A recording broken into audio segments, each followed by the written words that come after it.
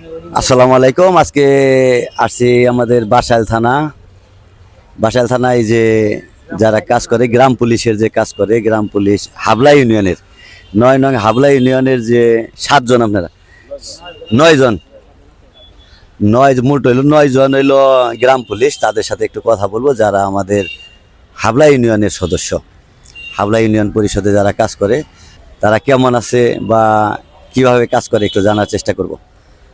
আপনারা আমাদের পাশেই থাকুন। ধরেন এটা।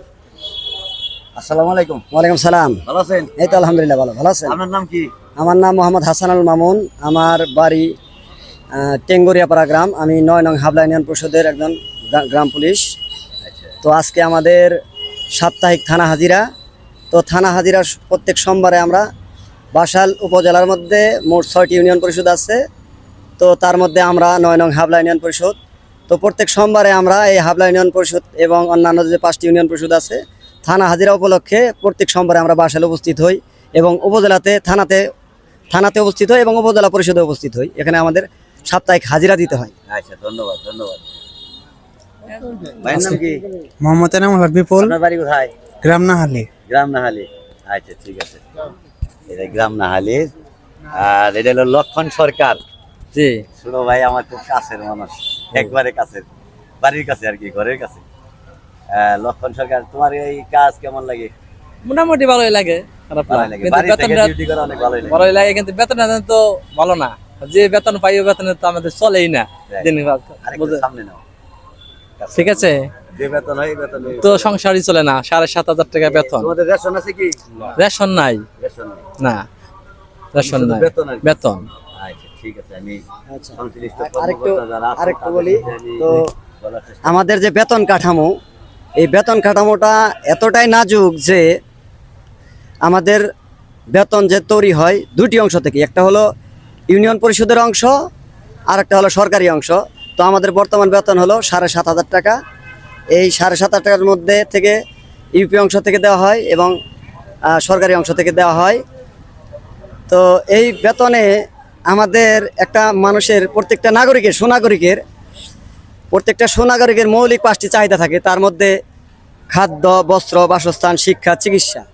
তো এই জাতির কাছে আমাদের একটাই প্রশ্ন, সে প্রশ্নটা হচ্ছে, একটা সুনাগরিকের যদি মৌলিক 5টি চাহিদা থাকে, তাহলে আমি আমাদের ঊর্ধ্বতন কর্তৃপক্ষ এবং ঊর্ধ্বতন মহলকে দৃষ্টি আকর্ষণ করছি যে আমাদের যে এই মাত্র 7,500 টাকা বেতনে যে একটা সুনাগরিক হিসাবে যে মৌলিক 5টি চাহিদা পূরণ করা প্রয়োজন। তো এই জাতির কাছে, এই বিবেকবানদের কাছে আমার একটাই প্রশ্ন যে এই 7,500 টাকা দিয়ে কি এই 5টি মৌলিক চাহিদা, খাদ্য, বস্ত্র, বাসস্থান, শিক্ষা, চিকিৎসা, এটা পূরণ করা আদৌ কি সম্ভব কিনা? তো এই কথা বলেই আমি বলছি ঊর্ধ্বতন কর্তৃপক্ষের কাছে যে আমরা যে এই যে গ্রাম পুলিশ, এই গ্রাম পুলিশরা অত্যন্ত অবহেলিত, অত্যন্ত নিগৃহীত এবং সমাজের মধ্যে আমরা অনেকটা অবহেলিত। এই যে আমাদের বেতন কাঠামো, এই বেতন কাঠামো নিয়ে আমরা খুবই অসন্তোষ। আমাদের মধ্যে আমরা খুব কষ্টে দিনাতিপাত করি।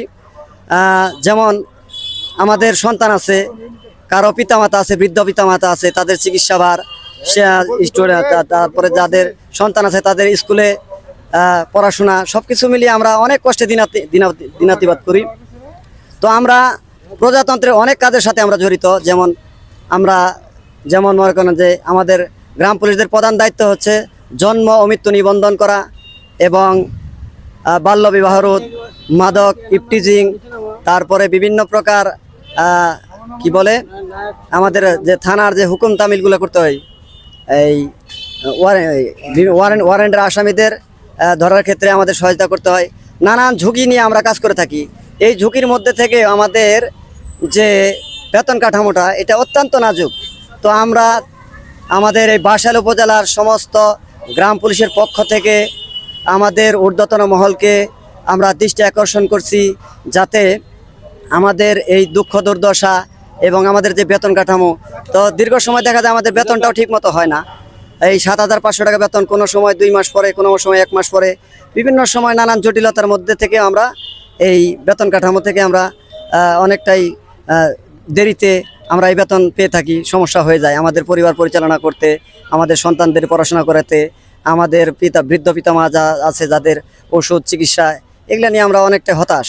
তো যাই হোক, আমাদের ঊর্ধ্বতন কর্তৃপক্ষ যারা আছে তাদের কাছে আমার আকুল আবেদন থাকবে, এই বাসাইল উপজেলার গ্রাম পুলিশদের পক্ষ থেকে এবং সারা বাংলাদেশের গ্রাম পুলিশের পক্ষ থেকে একটাই আকুল আবেদন থাকবে যে আমাদের যে আমরা একটা যে সোনাগরিক হিসাবে একটা বাংলাদেশের গণপ্রজাতন্ত্রী বাংলাদেশ সরকারের একজন সোনাগরিক হিসাবে যে আমাদের মৌলিক 5টি চাহিদা, খাদ্য, বস্ত্র, শিক্ষা এবং চিকিৎসা, এই 5টি মৌলিক চাহিদা আমরা কি পূরণ করতে পারি কিনা এই 7,500 টাকা বেতন দিয়ে।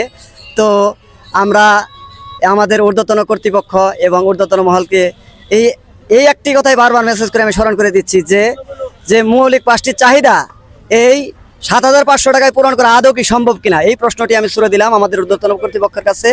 এই বলে আমি বিদায় নিচ্ছি এবং সমস্ত বাংলাদেশের সমগ্র গ্রাম পুলিশদের 47,000 গ্রাম পুলিশদের সুস্বাস্থ্য এবং দীর্ঘায়ু কামনা করে এখান থেকে বিদায় নিচ্ছি। আসসালামু আলাইকুম ওয়া রাহমাতুল্লাহ।